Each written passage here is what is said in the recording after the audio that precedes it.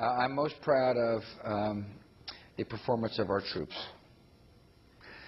We have asked a lot of our military and the military families. We've got men and women who have been to both theaters in the war on terror multiple times. And that's a strain, and it's hard, and I understand it is. On the other hand, our troops know it's necessary.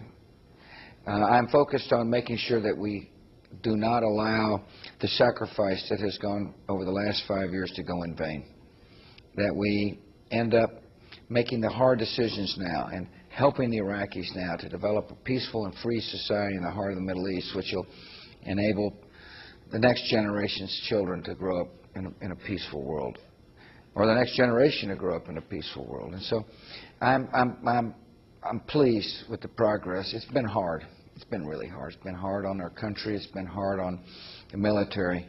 But I'm proud of the fact that the military has been so steadfast and courageous.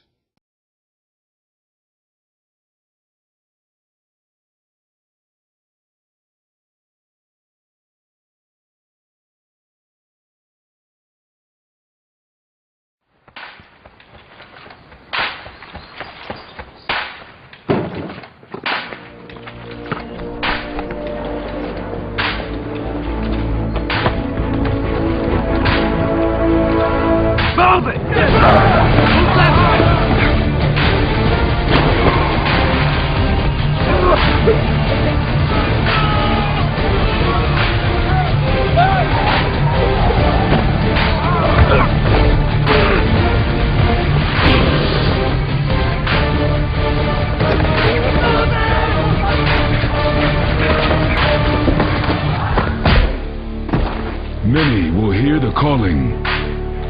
Few will earn the title. United States Marine. The few, the proud, the Marines.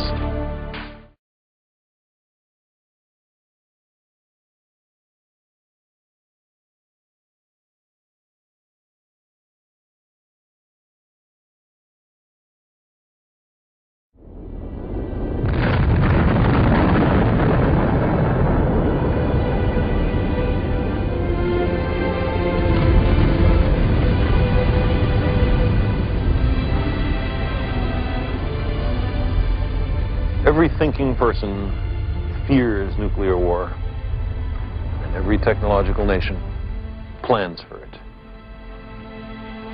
Everyone knows it's madness, and every country has an excuse. There's a dreary chain of causality. The Germans were working on the bomb at the beginning of World War II, so the Americans had to make one first. If the Americans had one, the Russians had to have one. Then the British, the French, the Chinese, the Indians, the Pakistanis, many nations now collect nuclear weapons. They're easy to make. You can steal fissionable material from nuclear reactors. Nuclear weapons have almost become a home handicraft industry. If we're willing to live with the growing likelihood of nuclear war, shouldn't we also be willing to explore vigorously every possible means to prevent nuclear war?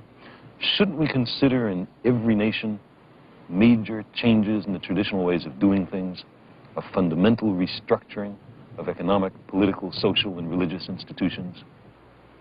We've reached a point where there can be no more special interests or special cases. Nuclear arms threaten every person on the earth. Fundamental changes in society are sometimes labeled impractical or contrary to human nature, as if nuclear war were practical, or as if there were only one human nature. But fundamental changes can clearly be made. We're surrounded by them. In the last 2 centuries, abject slavery, which was with us for thousands of years, has almost entirely been eliminated in a stirring worldwide revolution. Women, systematically mistreated for millennia, are gradually gaining the political and economic power traditionally denied to them. And some wars of aggression have recently been stopped or curtailed because of a revulsion felt by the people in the aggressor nations.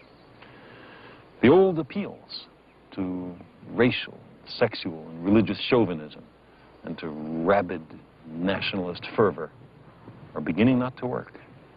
A new consciousness is developing which sees the earth as a single organism and recognizes that an organism at war with itself is doomed. We are one planet.